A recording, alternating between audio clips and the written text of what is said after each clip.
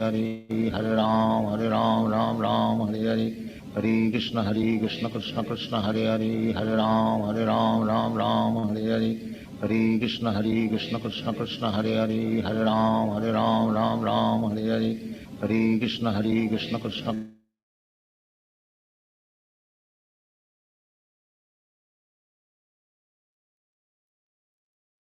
Hare Krishna devotees, please accept my humble obeisances. All goes to Prabhupada Guru Maharaj. I think Parampavan Mataji is not on the call. Let's see. Yeah, Prabhuji, I just messaged her. I think so. She did not respond. If nobody are available, I can read, Prabhuji. If anybody are interested, they can read. Otherwise, I'll read, Prabhuji. Sure. Someone would like to read today?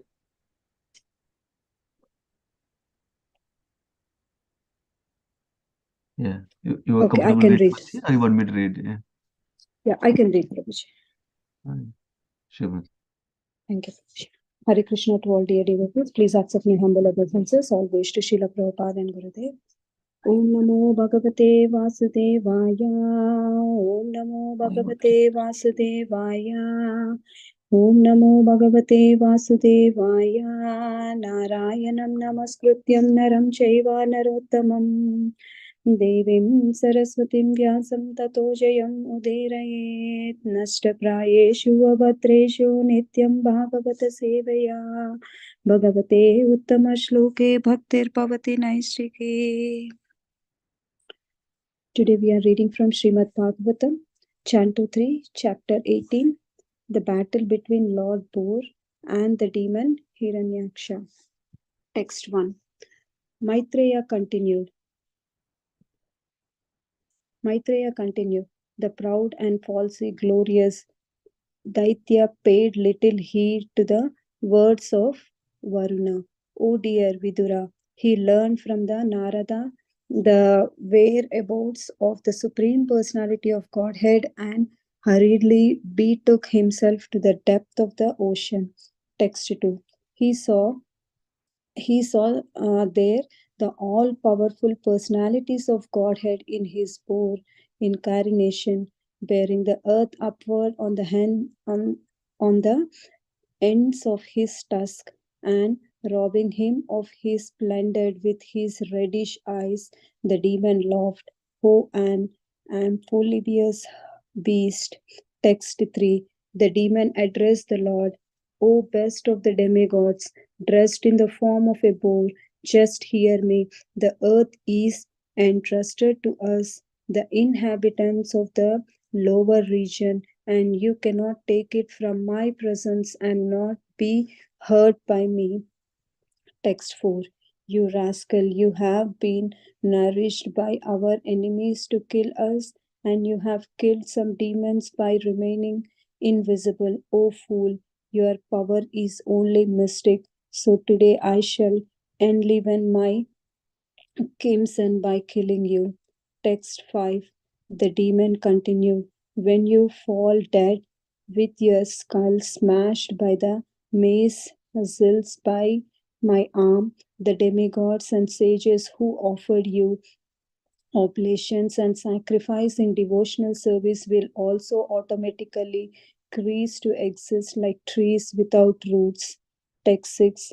Although the Lord was pained by the shafted like abused words of the demon, he bore the pain, but seeing that the earth on the ends of his tusks was frightened, he rose out of the water just as an elephant emerges with its female companion when hassled by an alligator.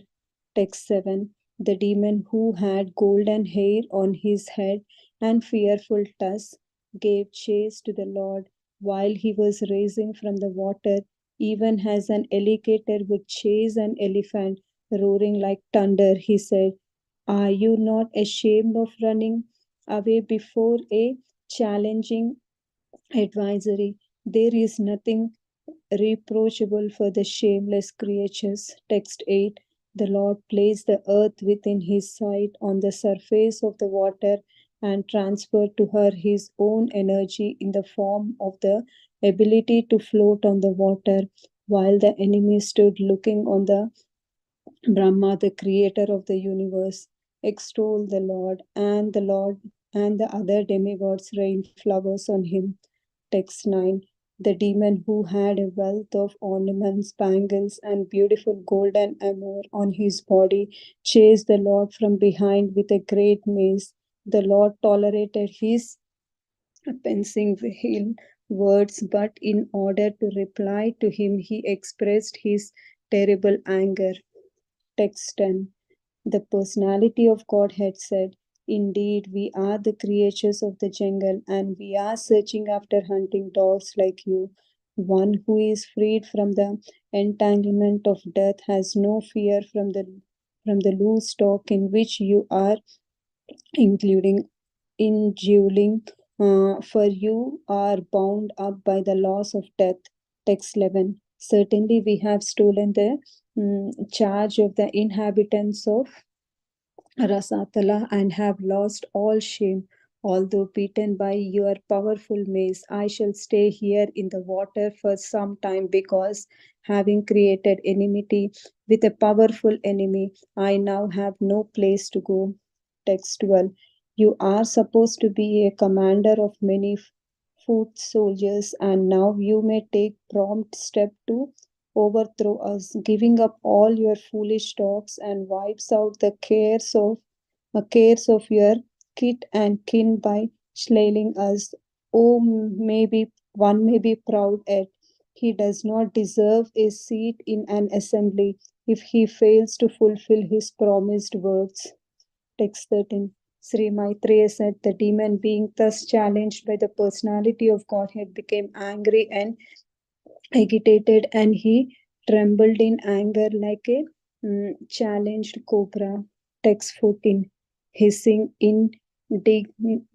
indignantly, all his senses shaken by wrath, the demon quickly sprang upon the Lord and dealt him one blow with his powerful mace. Thank you, Prabhuji. Hare Krishna. Yeah, thank you, Mataji. Yeah. Gopijana Prabhuji, when you're ready, you can start. Sure, Prabhuji. Thank you so much. Thank you, Radharani Mataji, for reading translations today. We'll start with prayers. Namo Vishnupadaya Krishna Preshthaya Bhutale Srimate Bhaktivedanta Swami Niti Namine Namaste Saraswate Deve Gauravani Pracharine Visesha Sunyavadi Pashyatave Yashodharine. Hare Krishna devotees, please accept my humble obeisances. All glories to Srila Prabhupada and good prayer. So today we are continuing to hear from Canto 3, Chapter 18. Mataji has read from text 1 to text 14. I'll just share the screen.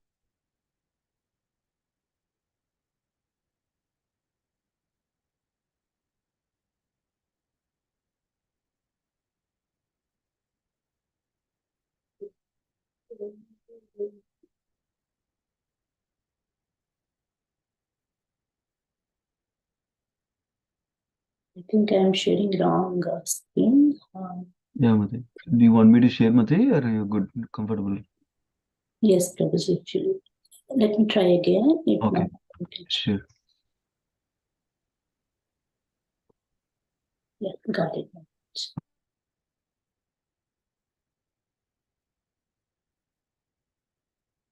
Okay. So just to give some background, what we heard in the previous chapters, we have seen that Jaya Vijaya, the two door keepers of Vaikuntha, they have been cursed by four sages, four Kumaras. Of course, that is divine arrangement. Supreme Lord wanted to fulfill their desire, as well as he wants to experience that Virirasa, since that fighting spirit is not there in Vaikuntha planets. So he makes them to come to the mortal world, and also he comes in various incarnations to experience that fighting spirit in this material world. And we also heard several reasons of their appearance on this material world. Even Mother Lakshmi, she also became angry because they did not allow her inside the Vaikuntha after that's why there is another reason is also given. So finally they came to this earthly planet, and they are taking birth from the womb of Mother Diti. So she has united with her husband at untimely inappropriate time. So that is the reason that these two demons have taken birth from her womb. So Kashyapa has given them the names as Hiranyaksha and Hiranyakasipu. The elder one is Hiranyakasipu, and the younger one is Hiranyaksha, meaning that they're behind the gold and also the comforts. That's why Kashyap Muni has named them as Hiranyakasipu and Hiranyaksha. And then they have grown up, their bodies are very gigantic. And we also heard from Krishna Vindas Prabhuji yesterday that the big mountain, the golden mountain, that even Ravana could not able to push that. It is like an earring on Hiranyaksha and Hiranyakasipu, that they're so big. And even their crowns are touching the sky. So we can imagine how big they are and how enormously they roar, and the different ornaments and the mace that they use. So they have very great fighting spirit as well as the Lord Lover mentality, and they wanted to create fear in all the living beings. And because of their fighting spirit, he went to Hiranyaksha went to travel all over the universe with his mace on his shoulders, and inviting everybody and anybody to fight with him. He went to the heavenly planets, and he saw that Lord Indra and all the demigods disappeared from that place, because they know that the benediction that they received from Lord Brahma, it is all the three worlds are under their control. So they know, the demigods, they know very well that they cannot give, they cannot be good combat for them. So they disappeared from that place. So he became so angry and he wrote loudly, and again he dove into the ocean of the water. After searching for many years, he went to the place of Varunadev, that is the capital city of Varunadev. It is Vibhavari. So he went there and he asked for a fight. He made a fun of Varunadev also and asked for a fight. Varunadev got angry, but because of his intelligence and the good qualities, he could able to curb that anger, and he directed him to go to Lord Vishnu. Only Lord Vishnu can give you the satisfaction in fighting also. Go to him and he will fulfill your hankering desire to fight. But he also advised that you will become prey for dog. You will go for eternal sleep. You will fall into the ground and you become a prey for dogs and jackals. He even gave a warning that he's going to be killed by Lord Vishnu. So that is the little background. And today's verses from text 1 to 14. So Maitreya is continuing that the Daitya, Daitya means the son of Diti. Son of Ditis are called Daityas. So he's very proud and he's falsely glorious. That's why he did not listen to Varunadev advice. So further, he also learned from Narada that whereabout the Supreme Personality of Godhead, and he hurried himself to the depths of ocean. It seems that Narada has given the clue that where Supreme Personality of Godhead is. So he went to the depths of the ocean. So in the purports, Srila Prabhupada writes that we see that how demon is very encouraged as soon as he hears from Varunadev that Lord Vishnu is the good, combat him. So he's a fighter. He's a good fighter for you. So he's very encouraged and he enthusiastically went to search for the Supreme Personality of Godhead after hearing about where he exists from Narada. So even though he has given warning by Varuna that you would become prey for dogs, jackals, and vultures, because the demonic persons, they are very less intelligent, and they just go for fight, and they don't understand that Supreme Personality of Godhead is Ajita. Ajita means unconquerable. Nobody can conquer him. But in case of pure devotees, Krishna allows the pure devotees to conquer him. We celebrate the whole month of Kartik that Yashoda Maya has bonded Krishna with her love. We see that in case of pure devotees, it is exception. He becomes conquerable, but for all others, he is Ajita. Nobody can conquer him. And text 2. So after he went into the ocean, the Rasatala, he has seen the all-powerful personality of Godhead in his boar incarnation. So what he was doing there, he was lifting the earth planet. He placed the earth on his tusks, and he looks so effulgent with his reddish eyes. And the demon laughed. He said that, "Oh, an amphibious beast." So that is his first word to the Supreme Personality of Godhead. In the purport, Srila Prabhupada writes that, so we already heard about Varaha, the boar incarnation, in the previous chapters.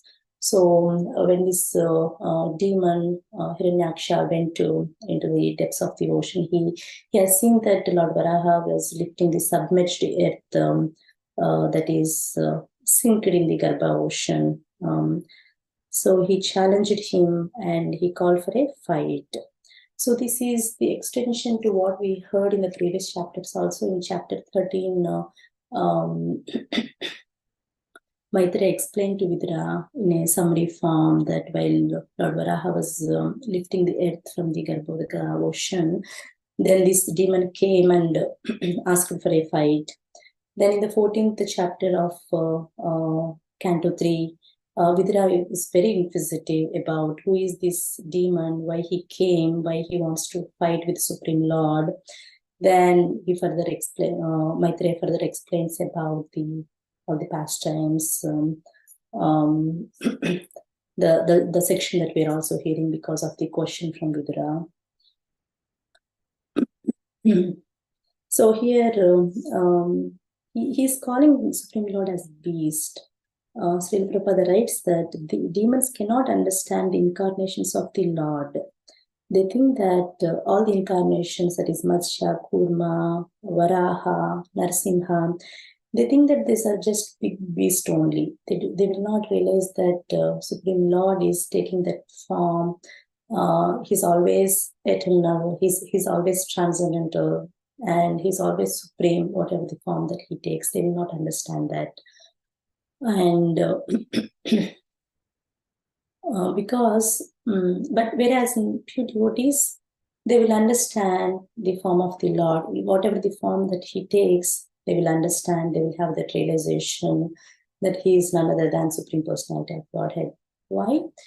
Because because they're pure devotees, their mind is purified from all this material contamination, and Supreme Lord gives that intelligence, the Dhamma Buddhi Yogantam, to understand him. Even when Lord Varahadeva appears, all the Brahma has understood that he is none other than Supreme Personality of Godhead. And the sages in the higher planets, they understand he is Supreme Person, and they started glorifying the Lord by chanting the Vedic hymns. So pure devotees can understand the Lord, but whereas the demons cannot understand, they think that these forms are big beasts only. And I think I heard this example from Radhesham Prabhuji, that the dogs can recognize their masters in whatever dress that they wear. Sometimes they wear some professional dress, going to office suit, and dogs can recognize him. And even if they are wearing very, casual dress, night dress at home, the dogs can recognize him. Like that, when whatever the form that Supreme Lord takes, the pure devotees can recognize him and they will glorify him. But in case of demons, they will not understand the form, the nature of the Supreme Lord cannot be understood by the demons. It is avajananti mamuda. For foolish people, Supreme Lord cannot be understood. In text 3, so now demon is addressing the Lord. O best of demigods, you dressed in the form of a boar, just hear from me. So this earth belong to us. So you cannot take this earth while I'm present here. And also he's giving a kind of warning that you don't, you not be hurt by me. I mean, like that he's addressing the Supreme Lord. So he's very arrogant. He's using harsh words to the Supreme Lord.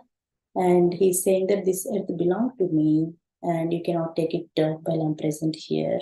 That's very, we can see the demonic spirit, the way that they speak. So in the purport, Sri Prabhupada writes that, so in the subsequent verses also, we, today's slokas, they have two meanings.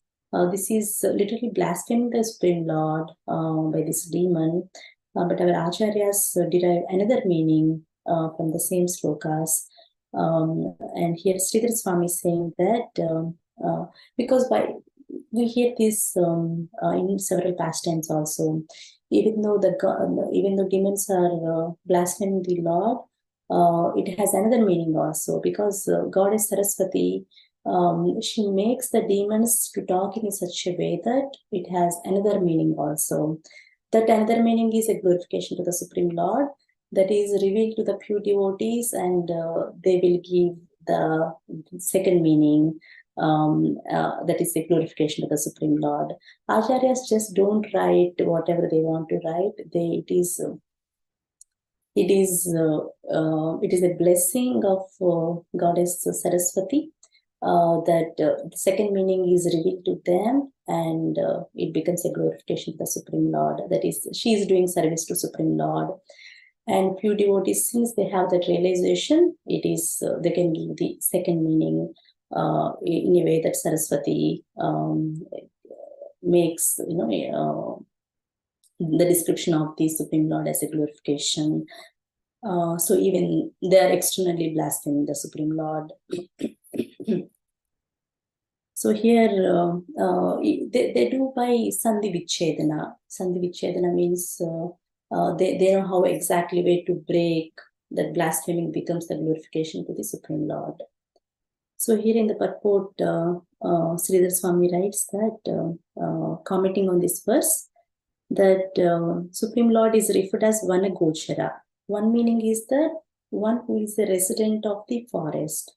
So the demon is addressing him as a beast. But another meaning to the Vana Gochara is that one who lies on the water. One who lies on the water is none other than Vishnu. So that becomes a Supreme Personality of Godhead that is addressed in a proper way. And another meaning, the demon also addressed him as Mruga, that is a beast. So another meaning is that who is sought after by the great sages and transcendentalists. That is, the sages and transcendentalists are they desire for the Supreme Lord. So they go behind him. That is another meaning for Mruga. And another ill word that he used is Agna. Agna means no knowledge. But Sridhar Swami writes that Gna means knowledge. And when you add Agna, then it becomes, there is no knowledge that is unknown to the Supreme Personality of Godhead. So that's so beautiful. And it goes on like that. So Sridhar Swami has commented on this verse as a glorification to the Supreme Lord with all these, some of the examples we discussed. And text 4 is further blaspheming that you have been nourished by our enemies, and now you became invisible, and you are killing some of the demons. this is all happening because of your mystic power only. You just have mystic power, nothing else. So today I will please my people by killing you. Hiranyaksha is saying that. So in the purport, Sridhar Swami writes that in the sloka we see that abhavaya means killing. But what actually killing is, killing is not just killing. The process of that is liberation. That is the process of ending the birth and death life cycle. That is killing. So the Lord kills the process of birth and death and keeps himself invisible. And sucha means miseries. Only God can extinguish the miseries of the material existence by his potential energy of internal yogamaya. So that is, he also says that you remain invisible and you are killing the demons, right? So here, Srila Prabhupada writes that, so the Lord is invisible to the eyes of the common man, but his energies act in various ways. And it is very, we can also observe this, even though we are not able to see the Lord because of the material eyes and material conception, we can see that all his energies are acting wherever we see. Without his energy, those are very miracles how these are acting, like all these planets are revolving around and sun is shining, moon is giving juices to the fruits, and all the grains we are eating, that is only because of the Supreme Personality of Godhead grace through the cloud, through the rains. So all these miracles are happening in front of the eyes because the energies are acting. In Upanishad it says that Parasya Sekti Vividhaiva Sruyate. That means that Lord is invisible to the eyes, to the common man, but his energies are acting in various ways. And we see that Hiranyaksha is further blaspheming the Lord with his harsh words. He is saying that I will smash your head with my powerful mace and you will fall dead. So by seeing that the demigods and the sages who are worshipping you in devotional service, they also automatically cease to exist, like trees without roots. So in the purport, so from reading these purports and this pastime, we can very much correlate because of the human society and the Vedic, the modern civilization, how it is going towards the sense gratification, and how they're envious of the devotees, and how they become lord over lordship mentality, and the fighting spirits between the countries.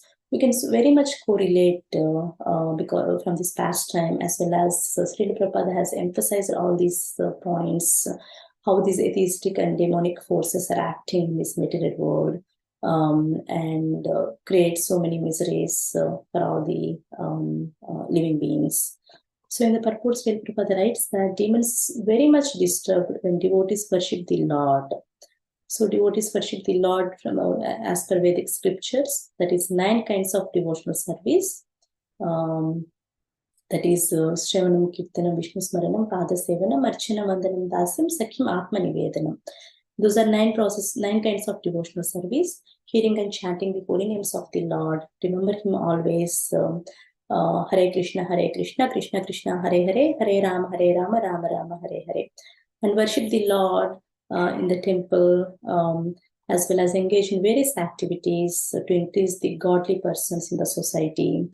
But demons, they don't like such activity because they're enemies of the God as well as they're enemies of the devotees. So their propaganda is it is not needed, and we just do material advancement for the sense gratification. That is their propaganda to the society.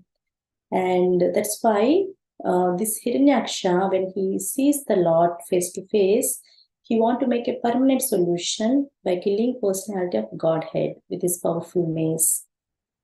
So what he is thinking is that he is the Supreme Lord, he is the root of everything. He's the source of the energies of this material as well as spiritual world. He is the one who is giving, who is nourishing the devotees as well as the sages, demigods.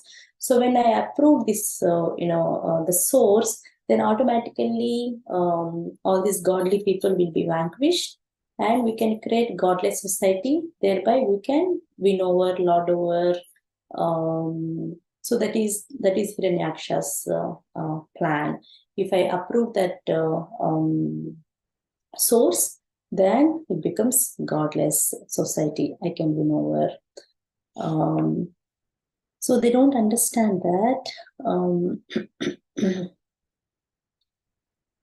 They really don't understand that because he's the origin of the material and supreme planets and all these energies. He is the one who is giving the strength to the demons also. They will not have that understanding. And here the analogy of when we feed our stomach, that becomes the source of energy to all the bodily limbs. So like that, when we worship Supreme Lord, everybody will get nourished. But they will not have that understanding that he's the one that giving me the strength. I also belong to him, because he is the owner and proprietor of all these material and spiritual worlds. So I'm very insignificant. They will not have that understanding. That's very concerning. So text 6, he is saying, yeah. So now he spoke so many abusive words to Lord, but Lord is pained by such words, but he tolerated that pain because Varahadev is holding. She was very frightened. So how he rose out of the water just as an elephant emerges with its female elephant when chased by an alligator. That is a metaphor given. And the purport, Srila Prabhupada writes that about Mayavadi philosophers. The Mayavadi philosophers, they do not understand that God has feelings. Here it clearly says that in this verse that Lord has, Lord was pained by these abusive words. So Lord is very happy when we offer him nice prayers, but he becomes very dissatisfied when harsh words are spoken to him. So Mayavadi philosophers, they do not understand. They think that God has no form, no feelings, has no head, no home, no existence. So he makes God, it is very this doesn't please the Supreme Lord. He's never pleased with such philosophy or misconception or descriptions. So why he tolerated? He tolerated only to deliver the earth for the satisfaction of the demigods. So the conclusion is that God is as sentient as we are. So he's satisfied by our prayers, but dissatisfied by any harsh words against him. But why Lord has tolerated? Because he wants to protect his devotees. That's why he's tolerating the pains that is caused by Hiranyaksha. It's already 7:33. I'm sorry, I will quickly wrap it up. And text 7.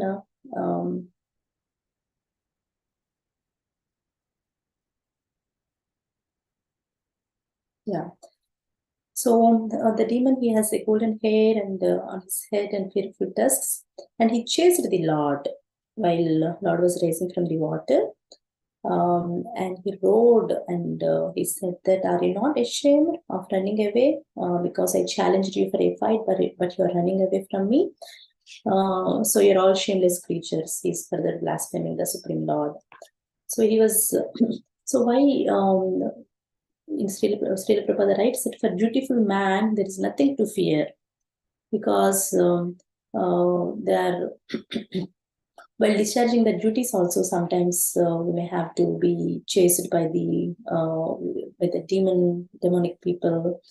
they may use some insulting words, but we need to be tolerant and discharge their duties without any fear. Text 8.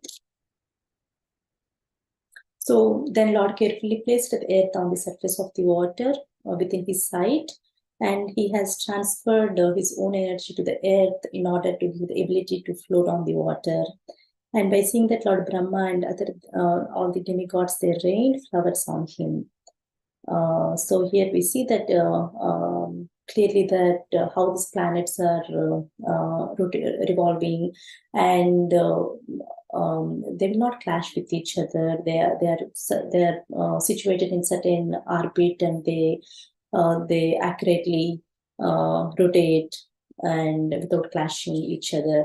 And where they're getting that energy, Lord Supreme Lord is giving that energy, and it is a wonderful act of Lord. But it is not, devotees understand that it is not a very wonderful act, because not only the earth is giving the same power to all the millions and millions of planets and make them to float in the air. So that floating power is endowed by Supreme Lord. So the Lord's activities could be appreciated by only demigods headed by Brahma, and they showed that appreciation by raining the flowers on Supreme Lord. So text 9. So the demon was decorated with several ornaments and bangles, and he chased the Lord with a great mace. And the Lord has tolerated his all piercing inwards. And in order to reply to him, he expressed his terrible anger now. In the purport, Srila Prabhupada writes that the Lord could have chastised the demon immediately, but he tolerated all the insults because he wanted to give the protection to his devotees, and he wanted to take away the fear that is caused by Hiranyaksha among the devotees, and Earth was also frightened. So he's also showing an example that we need to be tolerant while discharging the duties.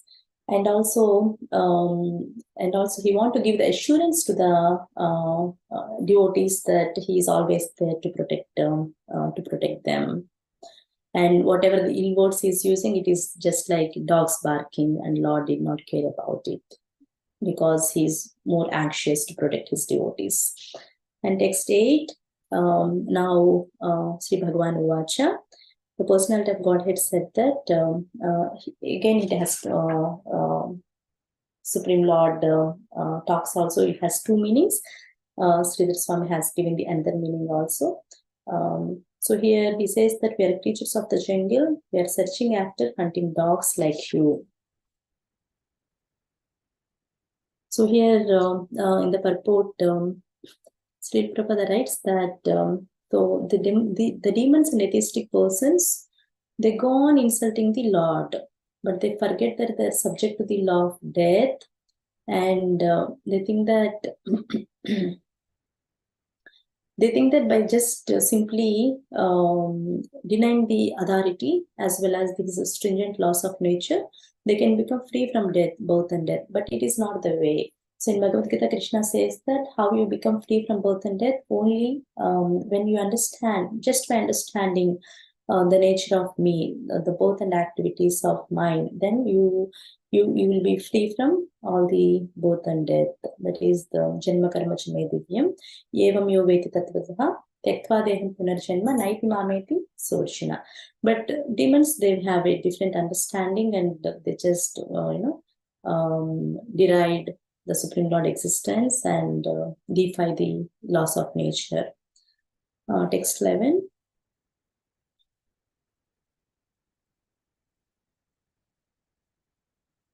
So he's saying that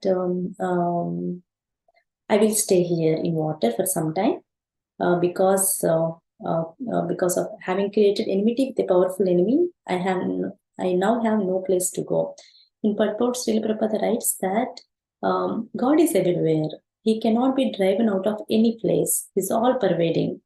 But in fact, demons, they just, everybody, all the living beings, they just exist for some time and they have to vacate the place. But for Supreme Lord, he's the proprietor, he's the master, he's the owner of everything. So he doesn't have to go anywhere. He's all pervading. And that is Sri Ishopanishad also says that Ishavasam idam sarvam, everything belongs to the Supreme Lord.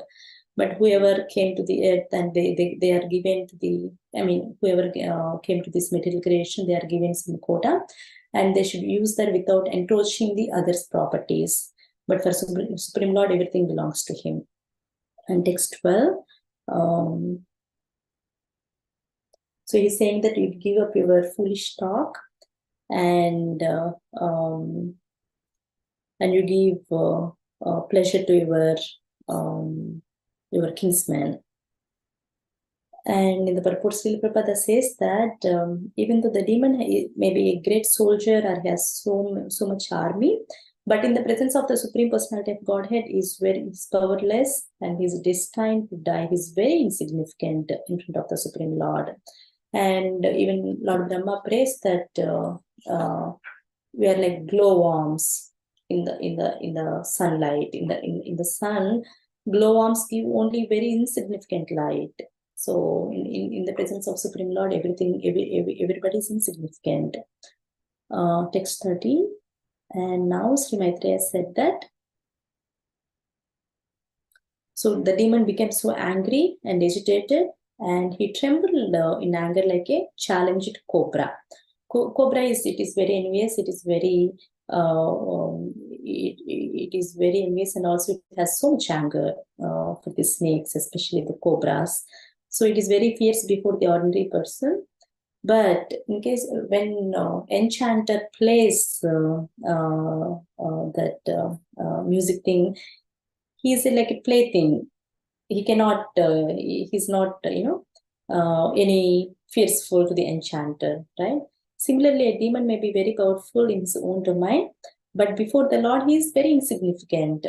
And here the pastime is also given how Ravana is also become very fearful when he sees Lord Ramachandra, and he went back to his palace and he prayed to Lord Shiva, and he trembled and prayed to Lord Shiva that he forced his own death, because he's very fearful of Lord Ramachandra when he's in the battlefield.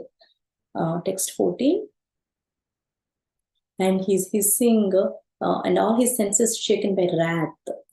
He became so angry, and he sprang upon the Lord and beat him with a blow with his powerfulness. So he started fighting with Supreme Lord. So we further see the upcoming how the fight goes on, and it's a beautiful narration. We will see further explanation next week. I thank you so much. Sorry for going a little bit over. Srimad Bhagavatam ki jai, Srila Prabhupada ki jai. Thank you, Prabhuji. Hare Krishna. Yeah, thank you so much, Mataji, for a nice class. Hare Krishna.